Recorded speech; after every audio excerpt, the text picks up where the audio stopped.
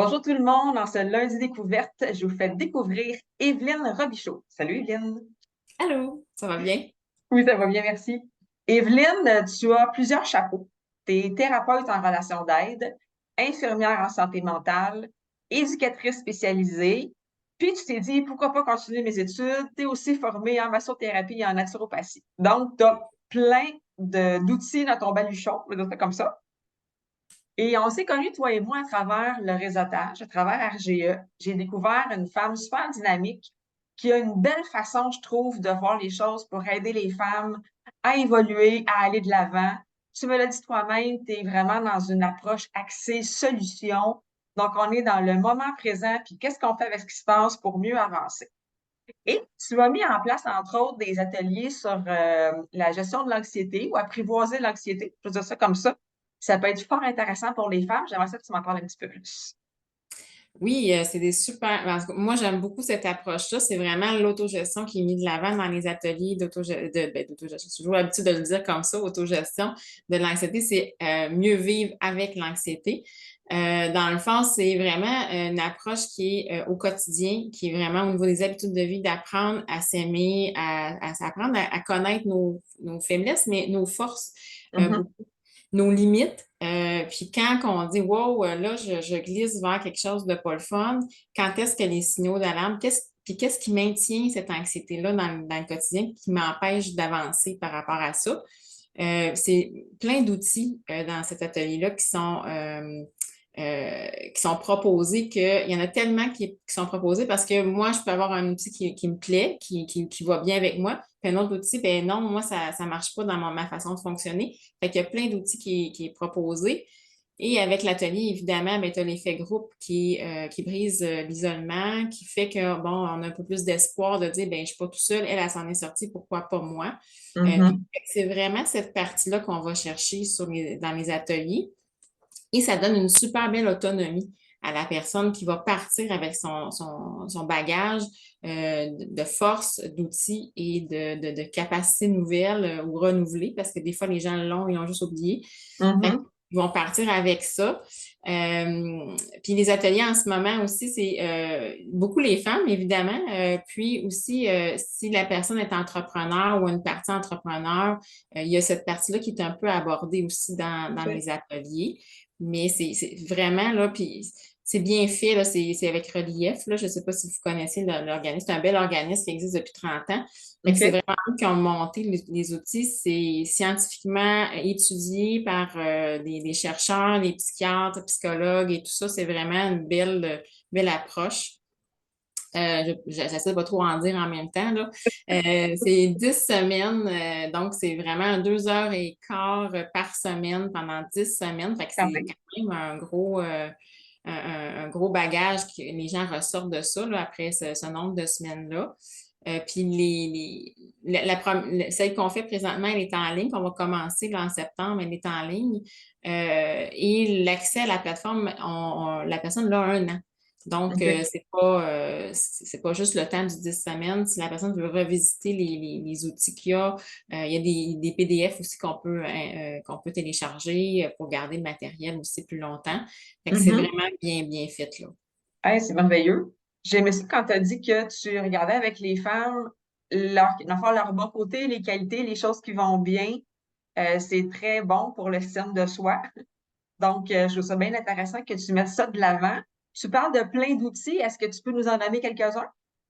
Oui, ben, il y a la respiration. Mhm.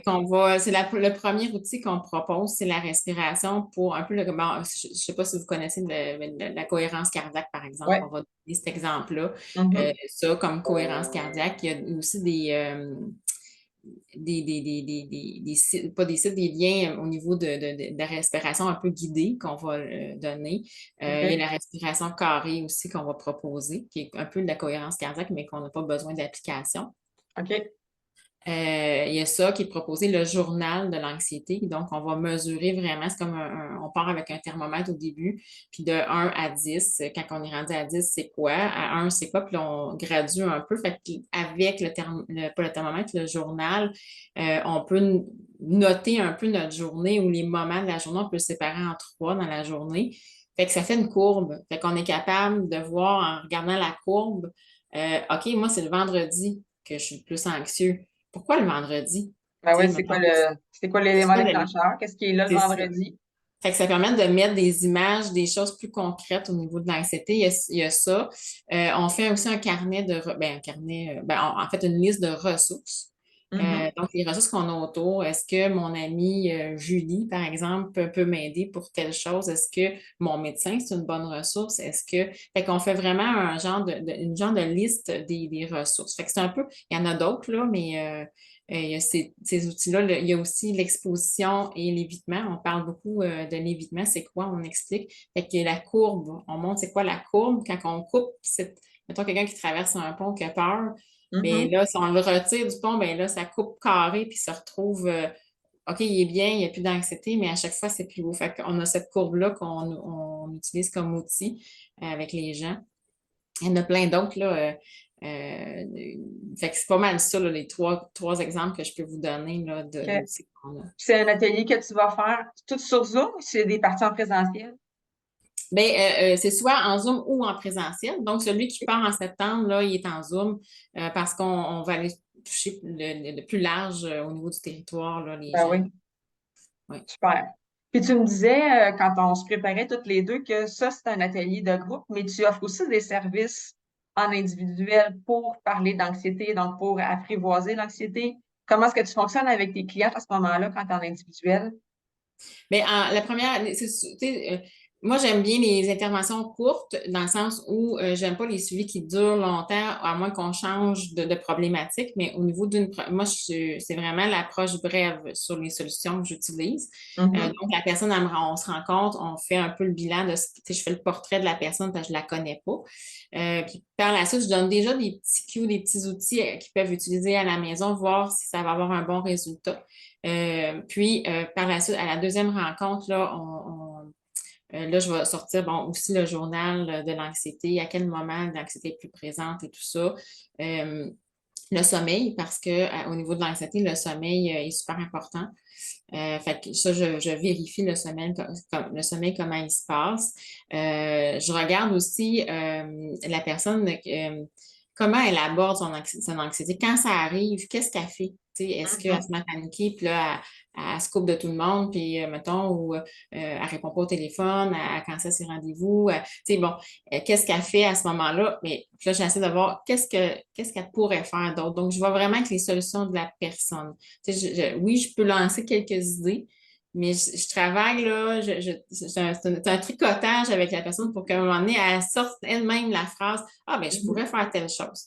Elle va Euh, trouver ses propres solutions. oui, je veux vraiment parce que mes solutions, c'est pas nécessairement les solutions des autres, fait que c'est vraiment la personne qui doit nommer là, tu sais, la solution qu'elle veut essayer, qu'elle veut tenter.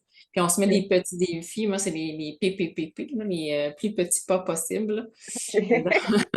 C'est vraiment ça. Fait qu'on se met des petits défis pour avoir des réussites aussi qui amènent une fierté chez Mhm. la personne. Fait que, tu sais, si la personne elle a réussi à pas canceller son rendez-vous, mettons qu'elle a un rendez-vous chez le médecin, puis elle a pas cancellé parce que d'habitude, elle l'aurait cancellé trop anxieuse, trop nerveuse, dans la panique. Puis là, elle Mhm. a réussi à se rendre à son rendez-vous. Ben ça, c'est une petite réussite là, qu'elle a réussi. Fait que ça, Tout à fait. ça donne une petite tape dans le dos à la Ouais. personne. Puis de reconnaître les succès comme ça, ben, ça aide aussi à augmenter l'estime de soi, puis ça aide à avancer. Oui, exactement.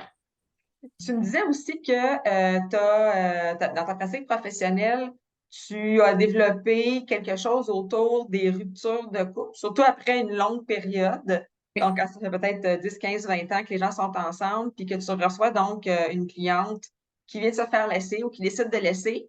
Donc, qu'est-ce que tu offres comme service par rapport à ça? Ben, en fait, c'est souvent la personne qui quitte ou qui se fait quitter après c'est qu'elle elle se retrouve seule, donc son identité est un peu ébranlée. Donc, elle ne se souvient pas nécessairement de qui elle est fondamentalement. Tu sais, elle se souvient de elle en couple, elle se souvient d'elle en maman, Mm. en Je conjointe, suis qui, moi, comme femme, là? c'est ça, c'est ça. Fait que nous, on va regarder un peu c'est quoi ses forces, qu'est-ce qui a fait qu'elle a été longtemps en couple. Ça prend Mhm. des qualités. Tu Ouais. sais, quelle qualité ça a pris pour être capable? Fait que ces qualités-là, on va les prendre, on va les transférer au niveau de son célibat. Mhm. Je vais vraiment travailler sur les forces que la personne a. Mettons, dans des moments difficiles qu'elle a vécu, quelle force elle a utilisée à ce moment-là, bien, on va prendre ces forces-là et on va les transposer dans son quotidien de maintenant. On va explorer aussi les nouvelles, parce que, bon, il y a un vide, quand on n'est plus en couple, il y a un vide au niveau du temps, au Mhm. niveau de ce qu'on fait dans une journée, parce que là, il y a une personne de moins à s'occuper. Ben, Ça paraît, pour avoir vécu les deux, là, le célibat et la vie de couple, c'est vrai que ça fait un vide. Puis dans oui, le temps, toutes les périodes qu'on jase, mettons le matin, la fin de semaine avant d'aller déjeuner, ou le cocktail à 4 heures, il n'y a plus la personne là, pour nous tenir occupés, pour échanger. s'appuyer aussi quand on a une mauvaise journée, on finit, on Mhm. arrive, on parle à notre conjoint, tu sais. Fait que tout ça fait comment on fait pour remeubler ça sans faire du patchage, sans remplir, de choses qui sont pas saines, là. Fait que c'est de Mhm. vraiment retrouver des intérêts, retrouver une petite routine peut-être plus relaxe, mais qui fait qu'on prend soin de soi, des habitudes de vie qui vont nourrir quelque chose de positif, puis qui va faire, hey, j'ai vraiment passé une belle journée. Euh, Mhm.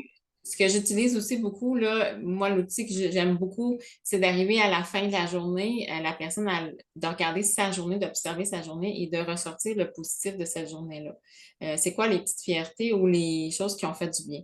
Ça peut être Mhm. juste d'avoir pris ton café le matin puis de dire, mon Dieu, qu'elle était bonne ma tasse de café ce matin, je l'ai appréciée. Ouais. Puis, tu sais, de dire, ben, quand tu sors dehors, là, mettons, de ta maison, là, prends 30, une seconde écart pour juste sentir le vent sur tes joues, mettons. Tu sais.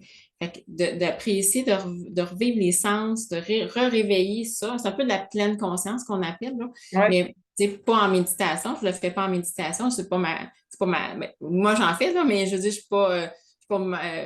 suis pas professeur ou animateur de groupe pleine conscience. Ça, je sais que ça existe, là. Mhm. Mais je vais amener ce petit côté-là de réapprendre à goûter la vie par les sens, ce qu'on voit, ce qu'on sent, ce qu'on ressent, ce qu'on peut toucher, ce qu'on goûte.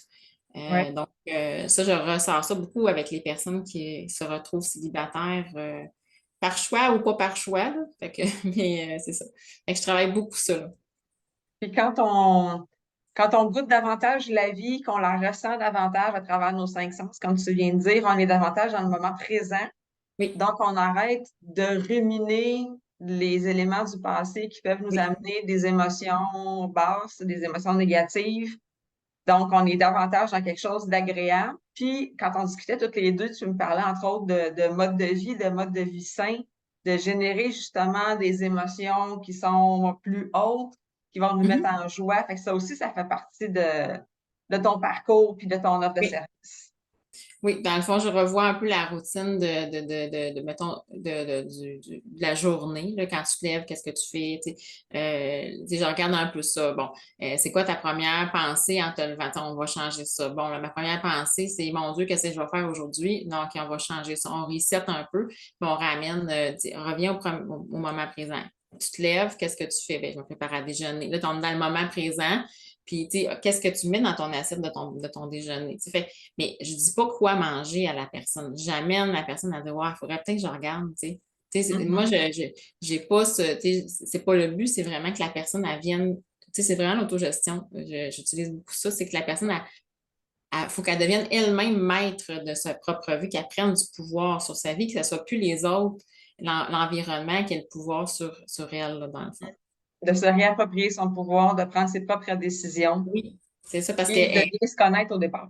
c'est ça. Puis comme c'est une personne qui l'a déjà fait dans le passé, peut-être il y a longtemps, mais qui l'a fait bien souvent par elle-même, mais elle ne se Mhm. souvient plus comment. Tu sais, fait que Non, c'est de fait se que remémorer tout c'est ça. ça. Dans le fond, c'est d'actualiser les forces de la personne. Ouais. Ouais, j'aime vraiment ça. Merci beaucoup, Evelyne. C'était super intéressant. Donc, j'invite les femmes à aller te rencontrer, que ce soit pour l'anxiété, suite à une rupture, améliorer les modes de vie, toute autre chose qui peut apparaître, qui prenne contact avec toi. Merci beaucoup, Evelyne. Merci à toi. Bye bye. Bye.